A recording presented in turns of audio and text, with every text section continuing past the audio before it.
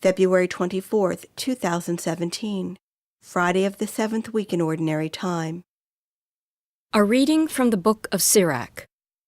A kind mouth multiplies friends and appeases enemies, and gracious lips prompt friendly greetings. Let your acquaintances be many, but 1 in 1,000 your confidant. When you gain a friend, first test him, and be not too ready to trust him. For one sort is a friend when it suits him, but he will not be with you in time of distress. Another is a friend who becomes an enemy, and tells of the quarrel to your shame. Another is a friend, a boon companion, who will not be with you when sorrow comes. When things go well, he is your other self and lords it over your servants. But if you are brought low, he turns against you and avoids meeting you. Keep away from your enemies. Be on guard with your friends. A faithful friend is a sturdy shelter. He who finds one finds a treasure. A faithful friend is beyond price. No sum can balance his worth. A faithful friend is a life-saving remedy, such as he who fears God finds. For he who fears God behaves accordingly, and his friend will be like himself. The Word of the Lord. The responsorial psalm. The response is, Guide me, Lord, in the way of your commands. Blessed are you, O Lord, teach me your statutes. Guide me, Lord, in the way of your commands. In your statutes I will delight, I will not forget your words. Guide me, Lord, in the way of your commands. Open my eyes that I may consider the wonders of your law.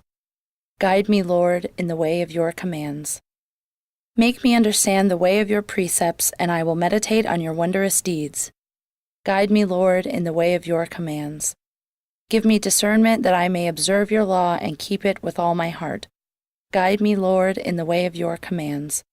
Lead me in the path of your commands, for in it I delight. Guide me, Lord, in the way of your commands. A reading from the Holy Gospel according to Mark.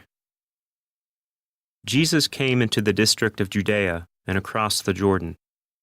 Again, crowds gathered around him, and, as was his custom, he again taught them. The Pharisees approached him and asked, "Is it lawful for a husband to divorce his wife?" They were testing him. He said to them in reply, "What did Moses command you?" They replied, "Moses permitted a husband to write a bill of divorce and dismiss her." But Jesus told them, "Because of the hardness of your hearts he wrote you this commandment. But from the beginning of creation, God made them male and female. For this reason a man shall leave his father and mother, and be joined to his wife, and the two shall become one flesh. So they are no longer two, but one flesh. Therefore what God has joined together, no human being must separate." In the house the disciples again questioned Jesus about this.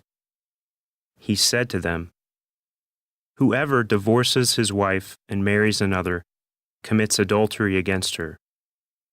And if she divorces her husband and marries another, she commits adultery."